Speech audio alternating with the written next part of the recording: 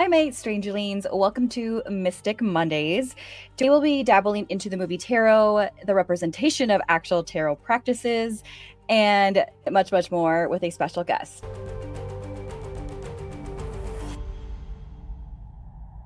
All right, so our special guest is Sapphire Sandalo, and I'm so happy to have you on here. We also saw the movie Tarot together, so I know, I'm so excited to talk about this movie. I feel like I enjoyed it more than I thought I would, and I have a lot of thoughts. yeah, definitely. I feel like there's so many things that I've now that I've had time to process it too. I'm like, oh my god, this came to me, this other stuff came to me. So before we get it started into Tarot, the movie, though, I want to kind of talk about a little bit your backstory and any paranormal experiences you had, and even your experiences with tarot. So let's start with your early life. Like, how did you get into all of this stuff? Oh my gosh. I feel like I was just always really interested in learning about ghosts and the paranormal because of all of the stories that my family would tell me. I grew up in a Filipino household, and it seemed like everyone around me had different ghost experiences. Um, but I did have to sort of keep my interest in the more occulty kind of stuff on the down low because I also came from a Catholic family. So they kind of saw things like, Ouija boards, tarot cards, all that stuff was considered very evil. But I would just spend hours in the library, like in the parapsychology section, like reading like how to astral project and all that kind of stuff. And I do believe part of it was because I was trying to prove to myself that this stuff was real because I never had it similar experiences to what my family was experiencing. And so I feel like I've spent my entire life trying to prove these things to myself. And I am finally at a point where I'm like, oh, yeah, this is real for sure. Because now I have my own experiences. Yeah, no, that's so important. I love that you brought up the whole Catholic thing because I know for us Latinos, we always say the Filipinos are our cousins. Yeah. And I feel like that was something that I also can resonate with too, because I think there's, my dad side of the family, my mom side of the family, and I know my mom side of the family, I always felt like they were more open to the metaphysical, whereas like my dad's side of the family, they're heavily traditional Catholic. And, Mhm. I have an uncle, which I love very much, but he has this bread and he's like, it's been blessed by a priest. It will never spoil or grow fungus. I'm like, isn't that Ooh, like wait. witchcraft? Interesting. Wait, he um, still has his bread? Yeah, it's an offering to my grandmother. It's like when Oh, you walk into the wow. living room and it's like an offering to her and he got it blessed by a priest. And then backstory, my cousin, his daughter, her husband was like, "Isn't that witchcraft?" What'd he say? Well, he didn't say it to my uncle because like we're Oh. all kind of like we love our uncle, but he's scary. Like we love him, but we don't want to challenge our this uncle. I love him very much though. Anyway, so going into that, I love that you talked about how like you've been trying to prove this experience, the paranormal. So, like, what's the most notable paranormal experiences or paranormal experience that you had? Oh my gosh. I think the first truly unexplainable thing that happened to me was, I want to say in 20, when was that? 2011. And this is during a period of my time where I was not feeling particularly spiritual or religious at all. Feel like that's a chapter in a lot of people's lives, right? You go through a period of like, I don't think any of this is real. I just don't think about it. It's just not on your radar. Yeah, so there was like a short period of time where I was deep in that, and I think I told you the story. Um, I was just hired at a startup company, and I was being introduced to all the people at the company, and then we come upon this man, and the person, my friend, is introduced to me. He's like, "Oh, this is Elliot. You're going to be working closely with him." And then he swivels around in his chair, and then the second that I look at his face, I hear this clear voice in my head, and it says, "This man is going to be really important in your life." And it sounded like someone was talking to me. So I turned my head because I thought someone was talking to me. And I was like, that was weird. And then I just, don't really like think about it. And then now, oh God, we've how long ago is this? Then we got married in 2018, and now he's my husband. So that was the first time where something truly like caught my attention. Like, wait, what was that? But even in the moment, I didn't recognize it as something paranormal or supernatural. It wasn't until later. I love that. Yeah, and yes, you're right, because I think that was, like, the first time when we had, like, lunch and we were discussing that, like, "Oh my god, we both have had, like, a premonition of our significant other before it became Yeah. it became That's so cool. I love Yeah. it. And I feel like most people would chalk that up as like, "Oh, it's probably, like, traction." I'm like, "No, no, No. like." I mean, obviously, like, no shade to my husband, but it wasn't like, I don't know, like, it wasn't that. It was Yeah. different. It was like a thought, like someone saying it in my head. It wasn't like, "Oh my god, like, I'm so in love with this person." I mean, like, it was not that was not the feeling. It was just like a guy and then a thought. I feel like you manifest things without realizing it. I don't know, do you realize that you manifest all this stuff? Oh, Like you're yeah. because I know another thing too, you said I asked you, "How did you know you're gonna be an animator?" Can you share that story? 'Cause Okay, yeah, so that was the very first time that I made a vision board. So I'm all in on vision boards and that type of manifestation. Also, I am a very visual person, so Yeah. I do feel like vision boards work especially well when you are visual. Mhm. And so one of the things that I did, so I had gone to school for animation, and it took me, let's see, I was maybe 3 years after graduating college, and I had been working art adjacent jobs. So, like graphic design, motion graphics, but it wasn't like animation, like narrative animation that I really wanted to do. And there was just like a day where I was like, I need to change this. Like something needs to change. And so I made my bedroom wall a vision board. I put all of these pictures up, and I took out my calendar, and let's see, how long did I give myself? I gave myself 2 months, and I picked a date 2 months from then, and I circled it. It was March 13th. And I circled it and I said, by this day, I'm going to be out of my job. I was working at like a fashion school at the time. I'm going to be out of that job and working in animation. So I circled it, marked it, whatever. And then I was still applying for jobs, and there was like a Craigslist post that was very, very vague and very sketch looking, but I applied to it and they got back to me, and they're like, hey, yeah, this is for a new Adult Swim show pilot and we'd love to have you. And I was like, oh my god. And then the day that I started that job was that day that I circled, which is like so nuts. It's so nuts. Okay, let's pause because I'm trying to catch up. Okay, like, I swear to God, this is so important for anybody listening and even for myself, like, setting timelines, yes, it can be stressful, but sometimes that helps, like, really Yes. push this manifestation. I know that, like, Jim Carrey has done it, Yeah. Elvira did it, like, I think she said that if she wasn't gonna break it, I think by, like, 30 or something like that, she was just gonna quit altogether, and I Oh, think by, like, wow. 30, all these series of events happened or something like that. So there's, like, people that, like, they set a timeline, I'm gonna quit Hollywood or I'm gonna quit doing this, and then it happens somehow. Because you have to tell the universe, like, a you have to give it a deadline. Yeah. And actually, speaking of that, though, so even though I circled that date, there was, I think maybe a week later, I remember looking at my calendar and second guessing myself. I was like, "Oh, that seems too soon. That seems too soon." So I crossed it out and I gave myself another month. And then at some point, I changed it back. And then when I got the job, I was like, that's so wild that the initial date that I circled was the date that it ended up being. But I it's love it, that. I always have to mention that part though, because we do have moments of doubt where we're like, wait, that's way too soon. But according to Mhm. who? Why was 2 months too soon? Like why? Why would I tell myself that? You know what I mean? Yeah, there's this person I knew and they said that like so there's everyone manifests differently. I feel like you said visually is a great one, having a vision board.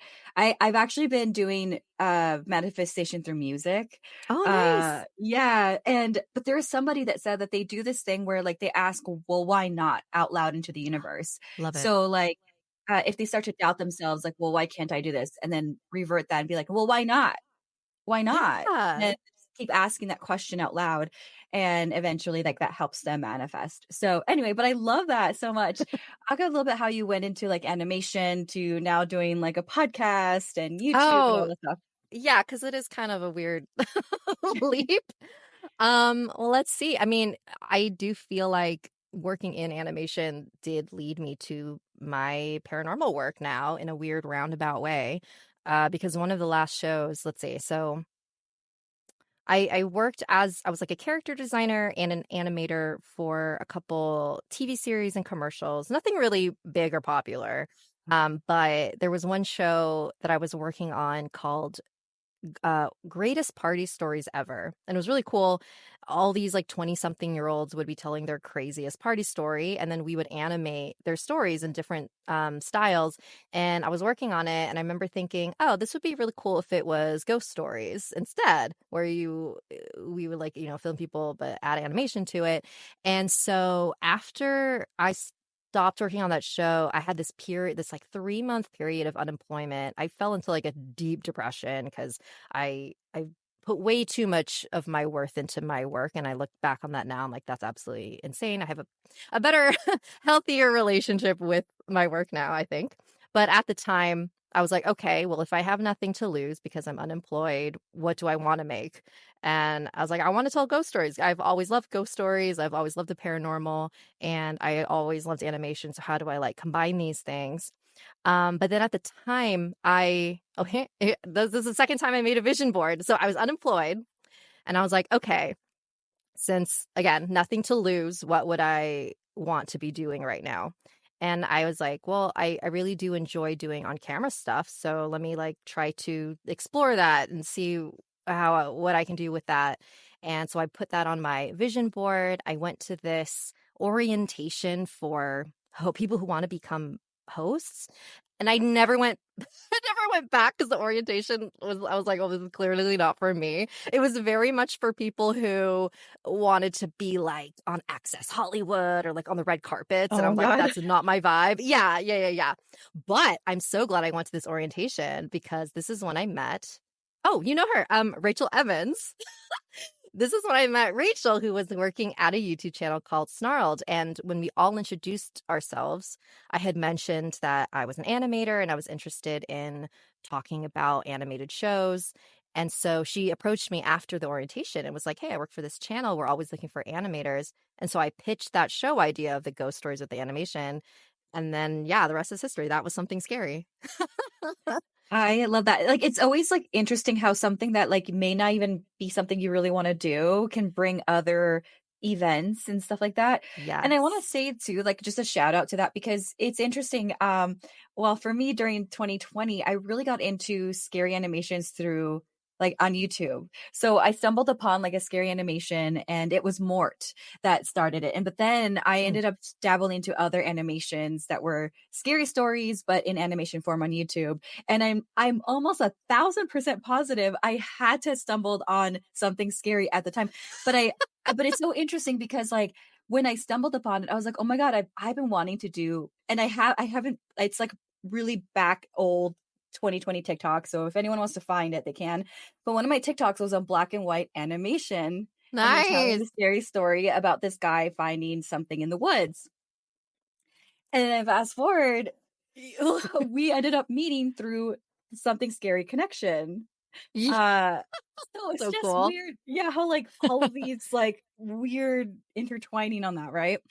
But anyway, now that we talked about that, I feel like do you ever feel like your artwork, especially like when you draw or channeling like some creative passion, you get downloads, like intuitive downloads? Ooh, I like that question. See, when I was younger, I was really obsessed with drawing eyes and characters with lots of eyes or characters that were just like one big eye. Or like if you look at everything that I drew, I still have like all of this artwork where it's just eyes are everywhere. Um, and I never really questioned it at the time. I was like, I don't know, I kind of like the shape of eyes. Like they just seem really like they're kind of nice to draw. I don't know, there's something about their shape and the way that they looked that I just loved.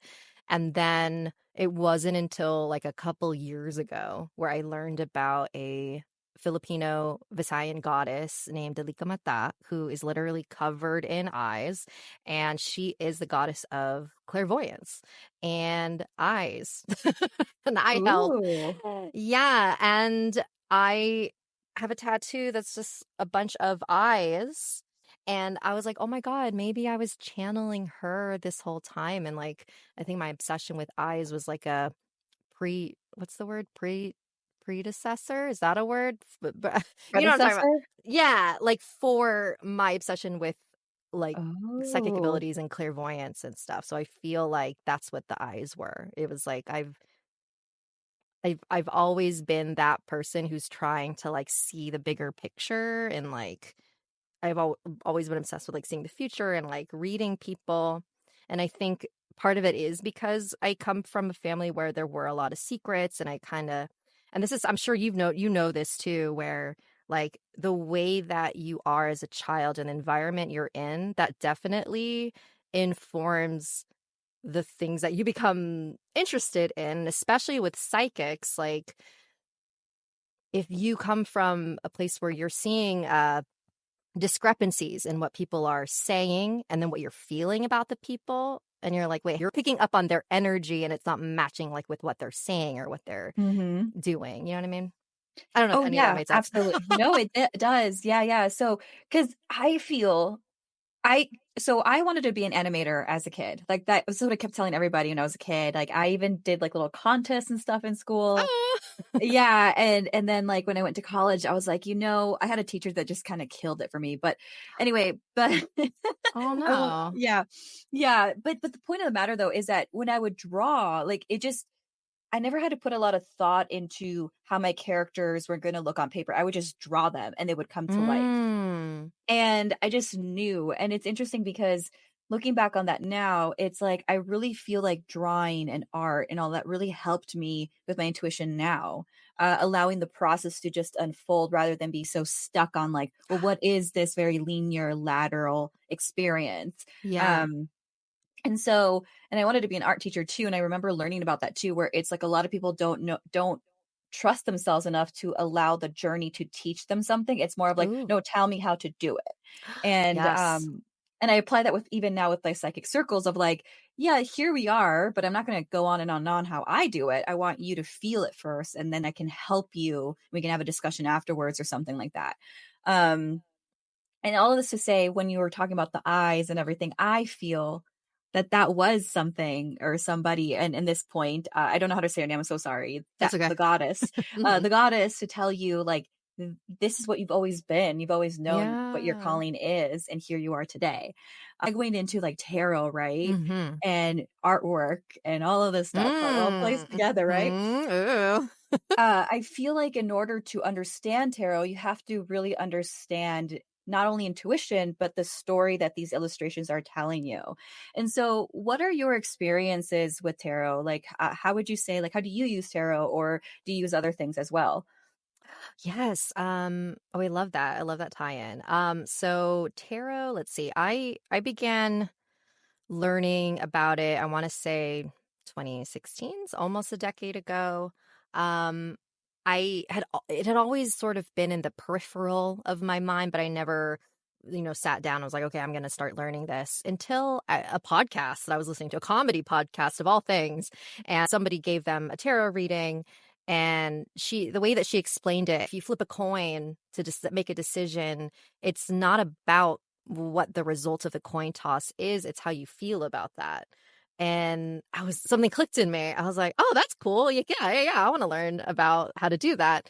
Um, and yeah, ever since then, I've been giving people readings and also readings for myself. I primarily use it for myself because it's truly the best way to just get an immediate response in your body. I like to collect all the different decks. Same. I have like a whole Right? like tote of cards. Yeah, Like a whole tote. I have a couple right here. Yeah, like, I have a few of them too around me. I have, like, the traditional one and this one. I have, like, my Nice. oracle cards here and stuff.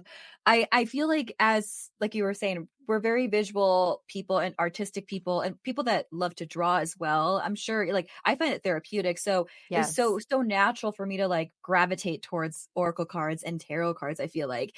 And I feel like that's something that people don't talk enough about. I feel like a lot of people who are very visually artistic and love aesthetics, like, you're gonna be so drawn into tarot, and should really help, if anything, to really feel connected to the artwork and messaging of that.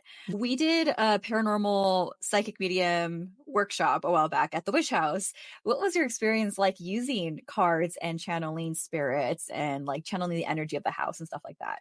Yeah, so I only recently started using cards on investigations maybe in the last couple of years. It just wasn't something I thought to do.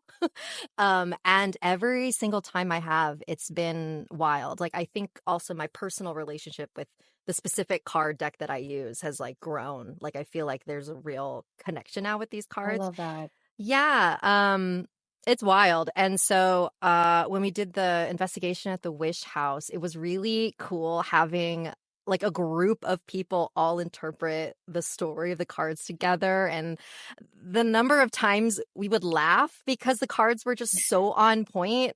Like just the stories that we were telling, it was really cool and it was really fun. Like I'd never done anything like that with like a group of people. Highly recommend. And it's also a really another reason why I love tarot is that it's such a it's a really great, I guess, Mhm. gateway into working with spirit. Especially for me as someone who didn't grow up physically seeing spirits or even seeing them in my mind's eye. I needed something like tarot to help me transition like into that space of like learning to trust myself. Like it's a good starting point, I feel Oh, like. absolutely. In a way, you basically hosted your own mini seance with that too. I was in the other room and we're in darkness and with like the red light in there, and then we're using equipment. And like I feel like people use the equipment to also see it visually and to Mhm. get also confirmation and proof the same way as tarot. It's just that one is more like quote unquote tech and Mm. logical thinking, I suppose. Whereas like the tarot is allowing the visual representation and what you're feeling with that. Mm. Um Mhm. and so anyway, like, we were sitting there in the other room and, like, somebody would say like, I think there was a day that you were there where I was just cracking up, after I left, where I said, "Yeah, you know, the spirit of the house, she really likes men," and then there was this guy there, and he was, like, not conventionally attractive, I would say. I'll just say that because 'cause I'm not trying to be mean. Like, I'm not trying to be mean. Okay. Silence, and then I hear you guys in the background laughing. I'm like I was like, I was like, I was like, "Screw what I said." I didn't say I was like, "Hmm." It's like trolling, they're trolling. I feel like hauntings can be so funny, like, in a way. Yes. I know, I wish that's what I want more people to understand, and that's also what makes me so upset about a lot of paranormal shows is that they lean so heavily into the scary when it's like, dude, spirit is so fucking funny sometimes. Like, we gotta show that. Yeah, because that day I was like, "Oh," and, like, the minute I said it, I felt the spirit just like, "Shut the fuck up." And I was like, "Okay," and there was silence. I was like so it's just funny to me how that happens. Going into the movie, tarot, I do wanna talk a little bit about, like, just tarot, the origins of tarot, how Mhm. it's used, very briefly, because I feel like I could do an actual deep dive on this in a whole different podcast. So the origins in tarot are very uncertain. I don't know if you knew that, Mm. but there's just it's so much debate and controversy with tarot. I feel it used to be an early card game, so people draw this into Italy and how tarot were believed to be some type of game in Italy during the early 15th centuries. Earliest known decks were created for a playing game called Taroshi. Taroshi. I Mm. probably botched it up, you guys. I am not Italian, so I'm so sorry. It was similar to other trick-taking card games at the time. Okay. So there's this one deck, one of the oldest surviving tarot decks of that time is actually commissioned by one of the ruling families of Milan. These cards date back to the 1440s and are lavishly illustrated, and they do look like tarot. I looked at it. I'm like, "Oh, that does look like it." Mm. And there were 21 trump cards or taroshi were added, and they were kinda like a figure or symbolism of, like, the courtly household cards, Mhm. with, like, the Fool starts at the bottom leading up to the Emperor and the Pope at the top. So the first trump card game appears to have originated in Germany, though, so there's, again, just literally across Europe, Mhm. and anyway, so the development of the tarot started in the 18th century, where people began to using it as a divination tool rather than this like courtly game that was used in Europe. particularly in France. This guy named Antoine Court de Giblin, a Swiss clergyman and Freemason, published the Le Monde per Midi in 1781. Again, I'm not well versed in pronunciation in this, so I apologize. So, anyway, this guy then said that this he made a whole essay claiming that the tarot and the hidden knowledge behind it was from ancient Egypt. So now rather than Italy, people are saying that there's maybe origins in Egypt of it, which I can understand. I can actually see that actually. Um, and so they published a guide. So it was then Jean-Baptiste Alete, known as Itilia, was the first to publish a guide specifically for tarot divination in 1785. He Okay. also created one of the first decks designed explicitly for the occult purposes, which Mm. if you own like a Rider White deck, it says on the Mhm. back that like it has origins from Mason stuff, Golden Dawn, Mhm. and so, anyway, but again, we go back to like whether it started from Europe or maybe Egypt. Like we'll never know. It just there's. I feel like it's, in my opinion, the way I see it is like I feel like there's so many inspirations to tarot. Yes. Um, it's very obvious too, especially when you dive into the symbology of it and the fact Mhm. that like Freemasons might have had some help with it. Some historians suggest that tarot may have been influenced by earlier card games, as well as various symbolic and esoteric traditions. However, there's no definitive evidence to confirm these theories. That's why it's so Mm. uncertain about where tarot started. Uh-huh. And now we'll get into like, is tarot evil? How do you use tarot? And what are your thoughts? Have you ever heard anyone say tarot is evil? Yes, my mom. Oh. Or maybe that was just Ouija boards because she watched The Exorcist. It's interesting to me the things that people deem evil because typically those things are quote unquote evil tend to be things that are just pointing out our subconscious or our shadow selves. Like we all have a shadow self. It's all the stuff that we're pushing down, we're ignoring, we're repressing, whatever. And that doesn't make us evil. But if you if you do not handle your shadow self or figure out how to healthily have a or if you don't figure out how to have a healthy relationship with your shadow self, then yes, that could manifest into something very dangerous. And I feel like whenever people are scared of tarot specifically, to me, that says that you're scared of hearing hard truths. Because when I first was starting tarot, I was bringing that deck everywhere. Every time, like, I would hang out with my friends at the bars, I would whip it out and be like, "All right, let me practice on you guys." Like, I was, so fucking annoying because I was just like, so obsessed. And it was always really fascinating to me, the people who were like, I don't really want a reading. And then after they watch other people, they're like, okay. And then I would like give them a reading. And I wasn't really like that good. Like I was still just reading from the book and just being very like I wasn't really trusting like gut intuition or anything at that point.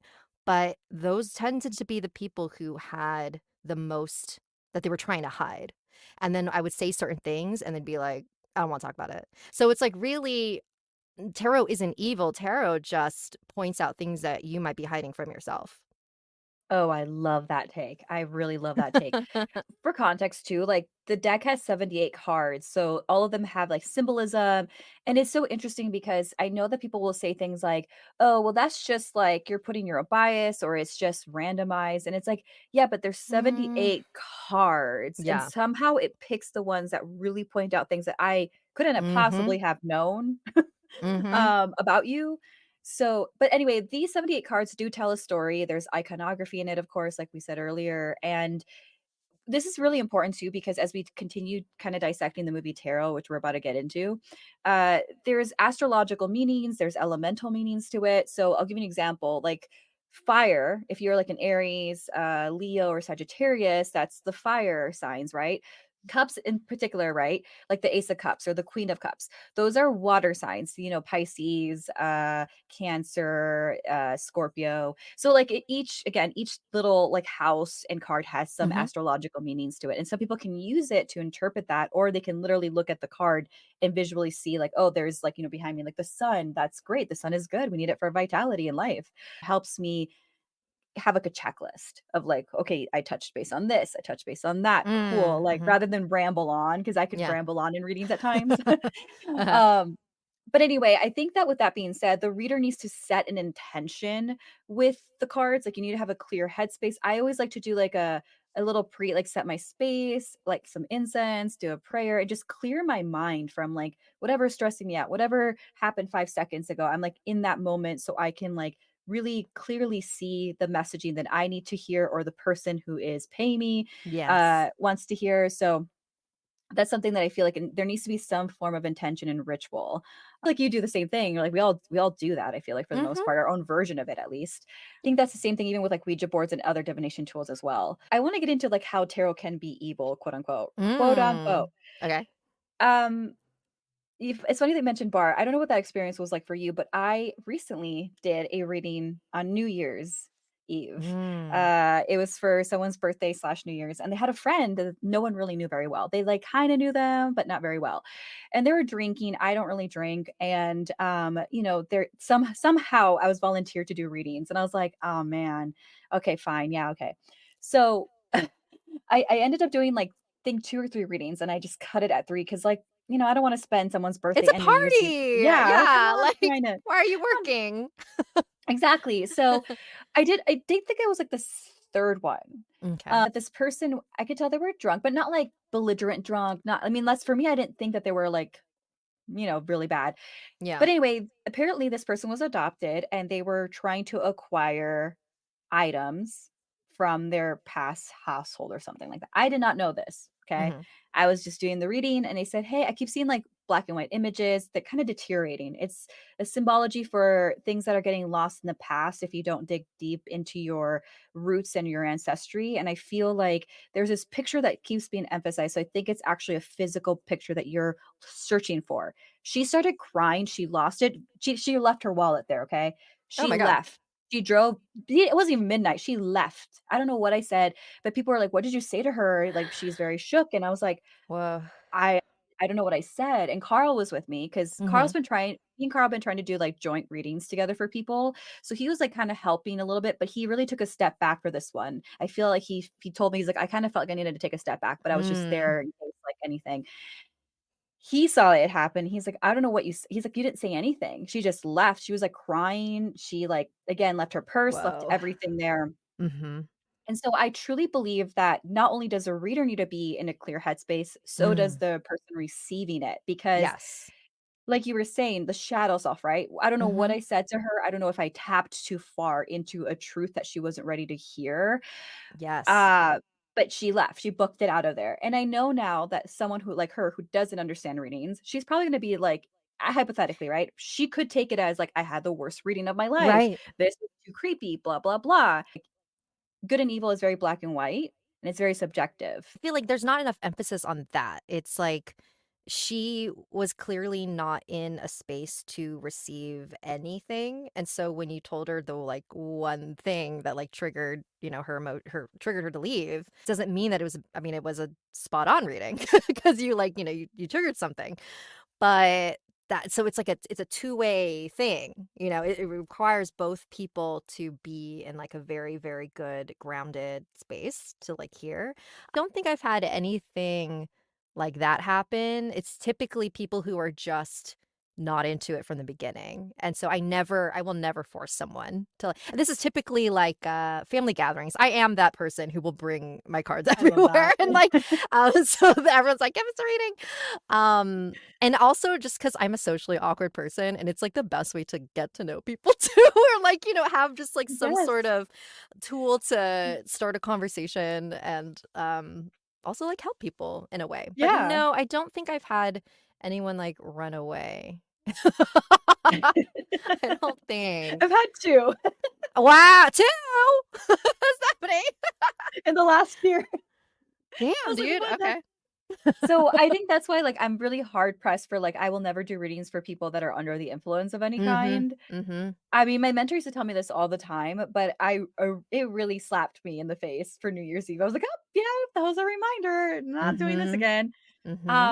But let's segue now into the movie Tarot because I feel like we touched base on a lot of things, and I wanted people to hear all this stuff first, so they keep this in mind as we talk about the movie Tarot, and not just feel like we're complaining or at Yes. either we're complaining or hyping it up. We clearly have an understanding of tarot and use it. Before we get into this, uh, what were your expectations of the film? Like, what were you expecting?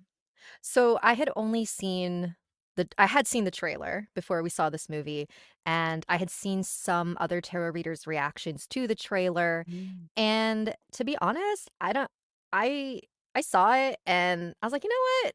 I'm sure it's just like a fun, silly horror movie, like, that's not supposed to be taken that seriously, so I'm not going to go in, like, wanting to be offended." I was like, "I'm just gonna go in expecting to have fun." And I think that did affect my experience. Because if I went in just trying to nitpick everything, I would've been very annoyed. Oh my god, yes. I feel like a lot of times I have to try to turn that part of myself off when I watch Yes. films like this. 'Cause Yeah, talk to yeah. me. It's another comparison. Okay, okay. Okay, so for people who are watching or hearing this, I'm sorry. Well, you're probably watching it on Spotify because it'll be video on Spotify. But if you are watching this or listening to this, I'm gonna summarize the film and then we're gonna get into like what was presented, what my Mhm. thoughts were, what our thoughts were on this. This is gonna be somewhat of a spoiler alert, so be warned. I feel like it's been long enough now where you could have watched the movie. So Yeah, yeah, yeah, yeah. It's been long enough now. So, okay, so there's like about 6 friends that stay at this Airbnb and they find this stack of cards. I don't know if it was like a room or a basement. I don't remember The anymore, but basement, I the believe. basement. Okay. Already cabin in the woods. That was the first thing I noticed. Yes. Kind of like cabin in the woods feel.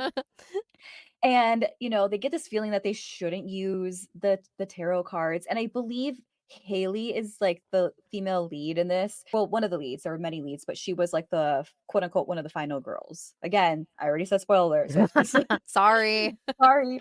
But she finds the tarot they find the tarot, and then, like, she explains, like, "Oh, I use tarot." And she does talk about how she's hesitant because you shouldn't ever use other people's decks. What's your thought on that? Like, do you believe in that, or what are your thoughts on using other Mm. people's decks? Like So all of these superstitions surrounding tarot, like when I was just starting to learn, I had heard all of these, but like the other one is you never buy your own. You should always like get it gifted. I don't personally super believe any of that because I've broken all these rules and I'm fine. But I think that these superstitions just stem from like, they stem from something else for another reason. Mhm, Like, it's just not recommended to use other people's decks because having your energy tied to a deck really helps a reading. So, like I had mentioned mhm. earlier, the very, very first deck that I bought, that's the one I use on investigations, and I feel like we have a really good relationship. So, it's not that, you're it's super, super bad to use someone's, it's just better to use one that you have a relationship with. That's how I feel. Absolutely, no, I agree. I feel like I've broken some of the rules. I bought cards, I haven't been gifted one, and I strongly believe the energy as well, which is like I've used decks, but I like my own decks because I know them better, I built Yeah. the relationship with them better. Yeah. I think it's mostly for us to be a better reader more so than like a safety issue Right. personally. But of course, this film takes it as like, "Oh, it's like you should never, it's bad things will happen." thing. And, I'm a big proponent too that these films, any scary film is not only just like a commentary on society's fear, Mhm. um, also like it's just entertainment. I think entertainment Yeah. also is a great prerequisite to get interested in things too. So I'm also like what you were saying, I feel like people were making commentary about the film and saying things about it, but I was like, but I don't think there's nothing wrong with, like, making something entertaining to get people to wanna research into it. That's how at least I've learned a lot about a lot of things Yeah.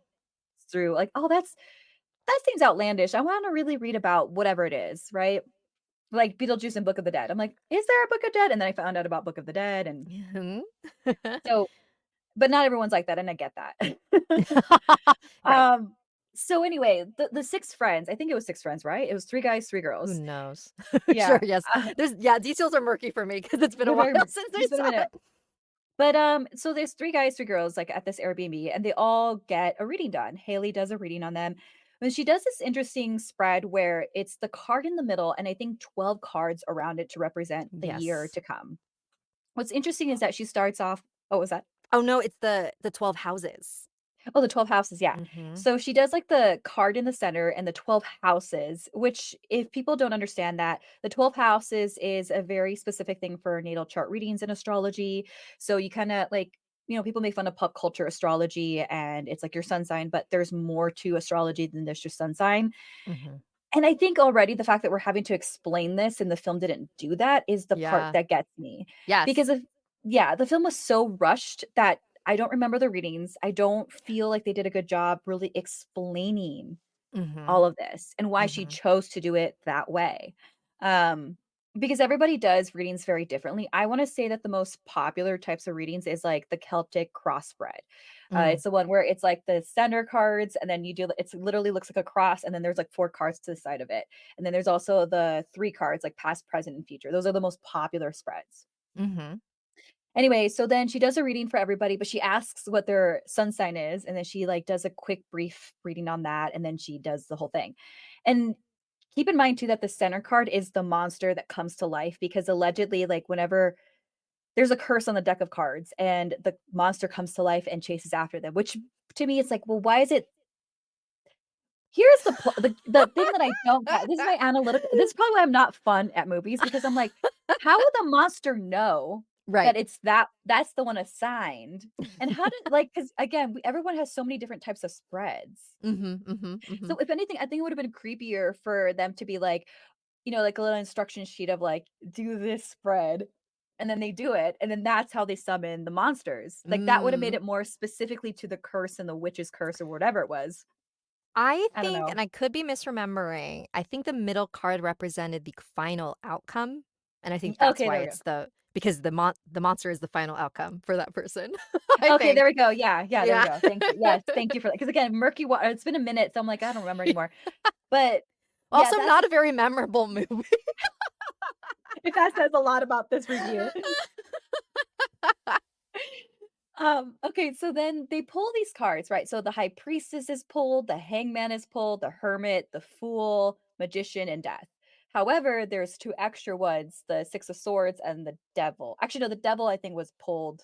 No, it was. Yeah, it was pulled at the very end. Mhm, mhm. And so anyway, Lover Henderson, I love his artwork. I've used some of his artwork in some of my TikToks and short form content in the past to talk about internet lore. So I'm pretty well aware of his work. What about you? Are you aware of his work? What do you think of his stuff? Oh my gosh, I mean, I never knew his name, but I'm familiar with, like, what he's done, Mhm. and I that was my favorite part of the movie were the Yeah. monster designs, right? Like, you could really tell that there was so much love and care in these designs, and I told you this after the movie, like, I freaking loved that they had people in costumes, and it gave that early 2000s horror movie vibe because that's my era, like, I love movies from that time because there Yes. was less reliance on CG for monsters and just, like, people in freaking costumes, and, like, that's so Yeah. cool. I loved that. Yeah, they were all really creepy. That was definitely the highlight of the movie, No, were the absolutely. monsters. Yeah, was the monsters. I loved yeah. And I think I asked the Sony rep at one of the events, like, "Hey, did is there a deck that are you guys gonna try to sell a deck?" They're not. Oh, that would be so are you kidding? They could make so much money off of that. I know, missed Lost opportunity. opportunity. But yeah, it's interesting that, like, I've never heard this. This is the first time I've heard where an artist that has such a name behind it, that people were really more excited about that than the actual storyline, which again just goes to show the quality of this film. Was it enjoyable? Yes, but there are just things that should not hold more weight than do you know what I mean? The story itself. Mhm. Um, Yes. Anyway, so what's interesting about this too is that this was a very much PG-13 film, and a lot of people were Mhm. saying that if this was a rated R film, they could have pushed it further. What are your thoughts on that? I mean, making it R doesn't make it a better movie. It doesn't make Yeah. the writing better. Yeah. Um, no, I don't know. I didn't feel like I thought the kills were still, like, kinda cute and clever, like, Mhm. I halfway through, once I understood what was happening, I'm like, "Oh, the card is killing them in the way that their tarot reading went out." Like, "Oh, that's cool." Like, " yeah, show me how they all die." Like, I don't know, I thought it was fine. Yeah. Um My issue actually was more with that opening sequence where what's her name? Haley or Kaylee? Yeah, I Haley? think it's Haley. Wait, which the Hale opening? the whoever was giving the tarot Oh, Haley, I readings. think it was Haley, yeah. So Haley, as she's reading people, I feel like the character development, if I feel like I didn't really understand who these people were, and then Yes. the readings that she was giving, it kinda first of all, there's so many people that she was reading. There was, Mhm. like, 6 of them, so it's kinda hard as a viewer to remember everything that she's saying, or I sort of, like, tuned out because I was like, "Well, she's saying a lot of words," and then, throughout the movie, you realize, oh, the things that she was saying then become true, but I Mhm. feel like it was a missed it could have been more memorable if the way that people died was more tied to who they were as characters. But I Yeah. feel like because who they were as characters wasn't really defined, then it was like Yeah. it all felt a little bit too random. I feel like that could have been really cool, but because it Yes. wasn't, it was a little bit forgettable. So I was like, I see what they were going for, but Yeah. it didn't hit in the way that I think they wanted it to.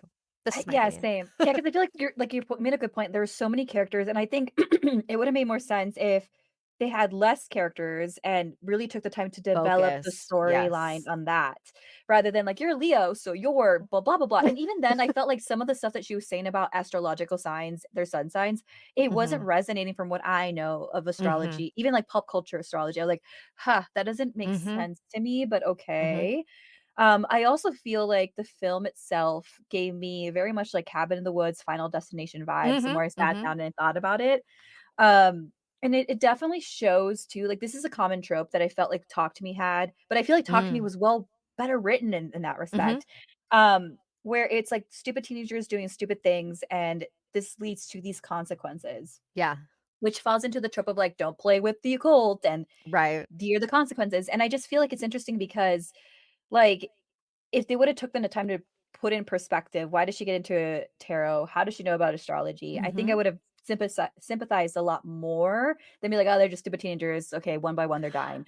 Yes. Yeah, true. And that's my biggest gripe with a lot of horror, and I know that like, I love a dumb horror movie. Like, don't like, my favorite movie is 13 Ghosts. It is a stupid movie, okay? So, I'm not a fucking horror snob, but it does bother me sometimes when there's clearly not enough emphasis on making the characters likable enough Mhm. where I care that they die or if I care that anything happens, because then I'm Yeah. just, like, rooting for them all to die, which sometimes Yeah. is fun, but Yeah. at the same time, I'm like, I sometimes wanna care.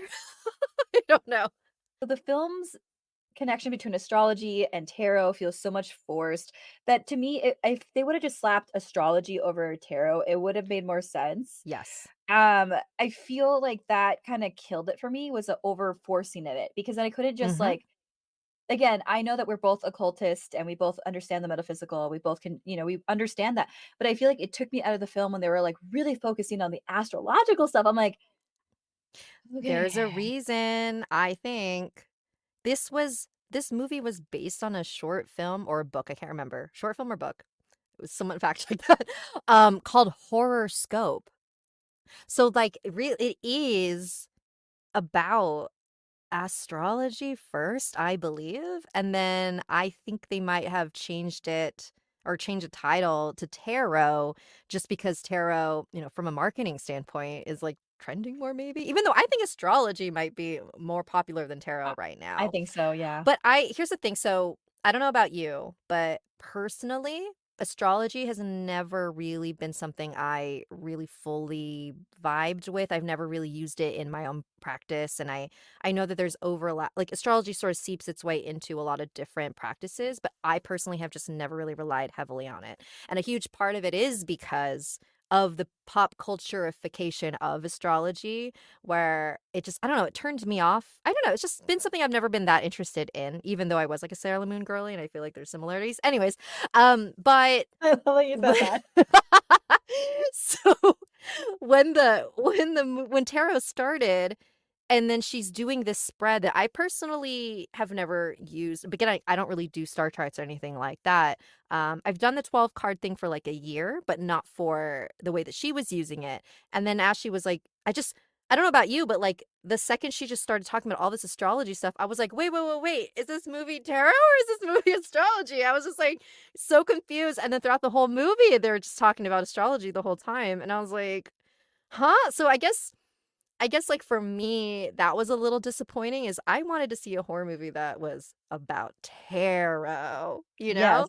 And there was so much astrology. Yeah, it just felt so forced, and again, that I think that's the part that really took me out. Mhm. I've loved astrology since I was a kid, and Sailor Moon. Mm. When I was with, so one of the episodes on the podcast, we had an astrologist on here that we're friends with, and, I did mention, like, Sailor Moon is what got me into, like, the planetary Ye stuff. Yeah, yeah. Um, and so but it's interesting because even in for me, like, when I do tarot and I've done tarot for other people, like, it does pop up once in a while, like, I'll be doing a Mhm. spread, and then, like, as I'm seeing some of these things, like, I'll give you an example. If I see a lot of cups, I'm like, "Oh, it's they're really pointing Mm. out something about Mm, your mhm. personality, your ego, which is water." So I'll say something like, "Are you Pisces?" Because I see this card here. And actually, what's really creepy is that that happens a lot where I'll like see it and I'm like, "You're Pisces." Yeah. I'm like, Ah.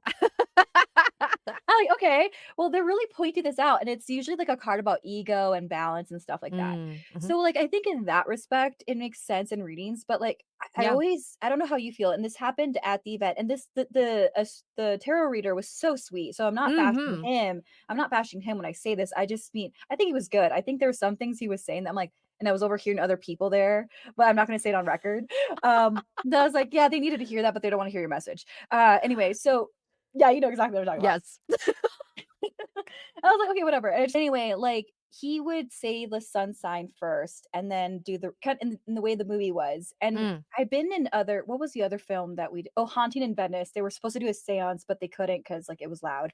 So, the way Oh, that the reader did it was that she asked everybody's sun sign, and then she would do a reading, then she would pull a card, and so I think for those are fun really carnival I don't mean to be mean when I say this, I really don't, but those are fun, like, carnival fortune-telling ways to yes. do a reading when Yes. you're doing quick on the go and you wanna have entertainment, but the reason why I say carnival is because, again, sun signs is so pop culture, and Mhm. if you lead with already knowing so much the specifics of how a person resonates with a sun sign, then that's not really channeling, that's you allowing that to lead the rest of the reading. Mm, mhm. You know what I mean? Yes. So and then in the film too, it does this whole thing of, like, the fortune telling aspect of tarot. Do you know the Yeah. difference or how would you say the difference is of fortune telling versus actually doing tarot readings? So the way that the movie did it, it was very heavily focused on, like, what your future was going to be, like, very, very future focused, whereas the way that I personally do tarot, is very present focused. It's like, "Okay, what's happening right now?" And the potential for or your potential future, because the future like, the way that I always see it, the past, present, and future are all happening at once. Um, Mhm. the all in this present moment right now, and so that means you can change the future because it hasn't happened yet, but you know what I mean? Like, if you are standing on a road and you look ahead, you can kinda see, like, where you're going, where you can, like, change directions, and I think that, that also plays a part in why tarot or divination or fortune telling has always been kind of seen as this like forbidden thing. And it's only a bad thing when you treat it as that for sure is your concrete future because that can fuck you up, because then it makes you feel like you have no control over your life or maybe you're like, oh, okay, well, that's gonna happen. So I'm just gonna like fuck around and do this or whatever, right? It sort of changes your whole perception on how your life is now going to be. I feel like fortune telling is so much like your fate is set in stone. In the film Yes. and I can't remember, I think they try to dispel that in the film, but it's so, like, 3 words and then they move on, and it just feels like the way that the story is told is that it's like the fate is in the cards. It's like, Yeah. yeah, but not really, and again, we go back to, like, how Talk to Me, it felt like, is there ever gonna be a conclusion? Can they have a happy ending? And that's what I would wanted with tarot. I would have wanted it Mm. to be like, because with the rules that tarot has, it could have been scary. It really could have Mhm. been, like, the idea of, like, yeah, your fate isn't set in stone, Mhm. let's try to, like, outsmart it, and then something bad still happens. Like, that would've made more sense to me than, like, Mhm. yeah, because I feel like in a way this film could have took it up a notch by actually having a specialist help write the script, like a tarot Yeah. specialist or a historian and a tarot specialist. Like that I feel like you could tell that this film really lacked that. Whereas like Yeah. going back to my friend Dylan, he has helped with Mayfair witches. And Mhm. he told me like something that he said was that he may be the specialist and he may be helping advocate for something in a script and they can take it or leave it because ultimately they Right. have to make it scary, but at least they now know from a specialist Yeah. how to add more gravity to that, and I just feel like this film would have took it up a notch in that way. Right. Well, does it make you feel better that one of the writers had a reading before they wrote the movie and that's it? I before I hopped on here, I was Googling. I was just like, we're trying to remind myself about the movie because it hasn't been a while.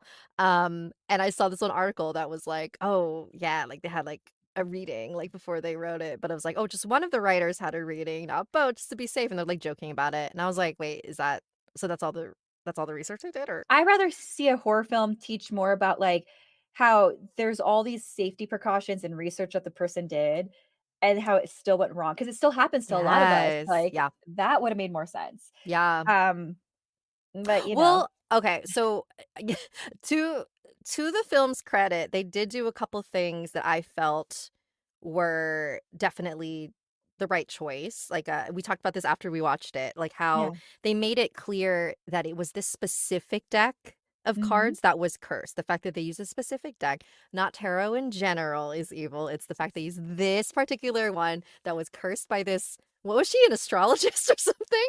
Again with the astrology. Like, why not just make her a freaking tarot reader? Anyways, so yeah, like it was the specific curse deck.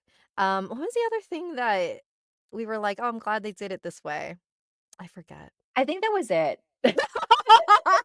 Sorry, sorry. That's I mean, I that didn't was watch it again. actually it. I mean, I wish I would've Oh, I don't know. no. I mean, I'd have to watch it to maybe get another, memory jog. But, Right. okay, so the other thing that just came to me too is, like, another thing is witchcraft and tarot. What Mhm. are like? Because I feel like a lot of people tie the 2 in.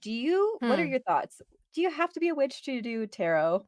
No, I think that tarot is just a method of divination, and divination is used among a lot of different magical belief systems, and I don't Mhm. think it's tied to a particular one. I think tarot can kind of stand on its own, and it's a really good, Mhm. like I said, gateway drug into all this kind of stuff.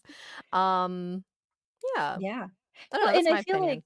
yeah, no, you're right because, like, I feel like the way witch quote unquote witches, I still feel I don't know how to feel about that word, but in the Yeah. cult, like a practitioner of any kind who wants to use it in their magic or spellcraft or rituals, I think they use it, or well, I know they do, not think. I know that they use it as a form of like before doing this ritual or magic or spell work. Let me draw some cards in to see what the divine is telling me before I Mm-hmm. proceed. I've Mm-hmm. also been in the situation where when I worked at certain metaphysical shops and the person there is going to do a candle for them or a spell for them, they want me to be the reader first to kind of get understanding like where they Mm-hmm. are in life and then converse with the person that's going to do the magic for them and let them know like, well, this is what the card said. Here's where I think you should do the spell work because I sometimes feel like people do spells, and this is another thing, spells or rituals out of like ego based rather than Yes. checking in with their divine self first. Yes. And here's the thing, like, there's so much to be pulled from Mhm. that's is actually scary, like, with these things, like, that don't need to rely on the, like, stereotypes that we've heard. Like, it's not that, like, doing tarot is evil, it's that you can use it in a way that really fucks you up in the Mhm. end, you Well, it's know? kinda like The Omen. Okay, so I went to go see The Omen, I haven't seen it yet. oh, man. I Okay, heard well, it's I'm not really gonna good. yeah, it was good, and but that's the thing, it's like, on the polarizing stuff of monotheistic or Abrahamic Mhm. religions is that we know so much about it, so it's easy to make a Yes. scary film from that and draw from that, and I just Yes. that's what I wanna see with the metaphysical. Like, why is that Yeah. that's not a big Mhm. ask, it's just to make it scarier. Yeah. One I'm sure, day. like Yeah. Like, I'm sure these people that write the like, The Exorcist or The Omen, like, these people grew up in a religious household, so they know how to draw from what's scary from that, and I Right. think that's why like, it's not that we're complaining, it's more of, like, just No. really putting in that parallel of, like, "No, these films are scary for a reason," even though I don't think The Exorcist is not as scary the first one was, but, like, the newer ones are not scary because No. we go back to what I just said, they pull from, like, "Oh, she got possessed because she used a pendulum." Are you kidding me? Wait a minute, Pendulum in the very first Exorcist? No, the most recent one of the most recent ones. Like, she Wait, used that's oh my god, I can't even. Like, get the fuck outta here. Like, what? I just feel like I Yeah. think would a teenager probably enjoy it? Sure, like, they would probably Right. find entertainment and all of that, and I only say teenagers because they're probably not, like, into it the way we are is what I'm saying, like, I'm Mm, not trying to mhm. bash people with that. Either, like, somebody that's a teenager because it's PG-13 film, I think they would enjoy Mhm. it. I think that if you are somebody that doesn't know about the occults, you'll probably enjoy it for what we mentioned, like the artwork, and some people Yeah. like the fast pace to it. I didn't because, again, Oh. I wanted more of the fear Mm. factor. Mhm, mhm, mhm. And anticipation. Also, sorry, I know I'm not trying to drag this out for too long. I'll say this final thought before we do a recap of everything or conclusion to everything. I don't okay, Who's Paxton's Paxton? Paxton was the character in the film Tarot. Like, Batalon. He's Filipino, you're Filipino, I told you. But yeah, Mhm. Jacob so his character was Paxton. So Uh-huh. Jacob Batalon's character was Paxton in the film Tarot. I loved his character, but I feel Mhm. like it's 2024, we should not be making stupid decisions. Like, it drove me insane. So, again, spoiler Yeah. alert. So, Jacob's character, he pulled a fool card. Yeah, it was a fool Mm. because he was in the elevator. He pulled a fool Yeah. card, and it was something along the lines of, like, "Oh, you shouldn't be locked in your home, and you shouldn't be locked in closed spaces." And so, he was literally, like, one of the top 4 or 3 finalists of the survivors. Yeah. So, he's literally starts getting stubborn because I think he's a Taurus in the film. So they're like, "Oh, you're a Taurus, you're stubborn and not be in close spaces." So what does he do towards the end after everyone dies? He's like, "I'm gonna go home and do exactly just that." And I'm like, Right, right. It's like, that took okay. me 2024. Mhm. This is not what should happen. However, I like the plot twist at the end. I did enjoy that, but yeah, I feel like they could have done more with that storyline in particular. Yeah, I feel like, this movie probably could have used, like, maybe another draft or 2, is how I feel. Like, I feel like Mhm. this was, like, a first here's the thing, making movies is hard. Mhm. Like, Yeah. I fully understand that, and I really don't like it when people just, like, shit on people who've never made a movie in their life, like, shit on things. Mhm. So it's like, I fully understand that, like, I don't know, things happen. There's probably reasons why this movie wasn't as good as it could have been. However, like, I think I don't know, we're allowed to at least just, like, express how tarot is represented in this movie. Making movies is hard. I've never made a film. I mean, I only have written scripts for, like, the YouTube side of things and stuff like that and my content. So I get it. Sometimes we wanna make it interesting and we wanna have, like, a good cohesive storyline that makes it entertaining and fulfills the conclusion that we envision in our mind's eye, right? But the thing about it is that I feel like, what we're trying to say is that earlier with, like, comparing, like, very religious, scary films to even Mhm. films in the occult, like, there's clearly so much work that needs to be done for the occults, and especially with, like, the online space, TikTok has proven that people love witch talk, people love Yeah. astrology, and I just feel like it's time to really change the narrative of, like, we have Yes. so many people that are ready to tell these stories and give them a good perspective on it, Yeah. and it's, with Mayfair Witches as an example, some of these production companies are hiring specialists to gain perspective, and I just feel like, if they could do that, then this film would have been so much better to finally have had a specialist to do tarot and, like, make it more Yes. interesting and add the gravity of that, especially since you said, like, they had horse and in the original concept, they wanted it to be astrology based. They could have then finally hired astrologist, a tarot reader to help them bring that, pivot from astrology and get into tarot in a very smooth, succinct way, because it really felt very much choppy in some aspects of Yeah. it. Um, Yeah.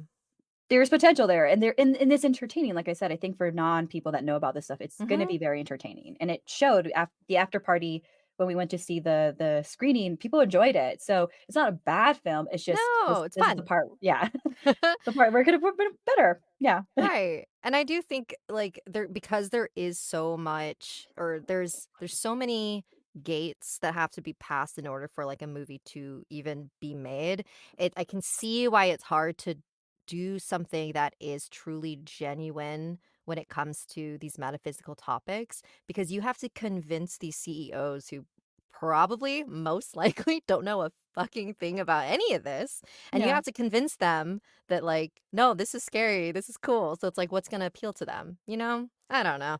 Oh, yeah, no, yeah, for sure, and I really guys, when I say this, like and you just said it too, like, I can't emphasize that some of these people with money that are in entertainment space don't know crap about what they're funding for, and they Yes. hire people to, like, help them get excited about it, but even then, it's so much convincing. It's like, "Then why are Yes. you doing scary films if you don't like scary films?" Right? I'll never understand. What would you rate this movie out of 5? It's so funny, I was actually about to ask you that. Oh my gosh. Um, okay, so in conclusion, I would say based on everything I said, I know I like did a lot of bashing. I would give this a solid 6, Of 10. oh, 10. Okay, I think.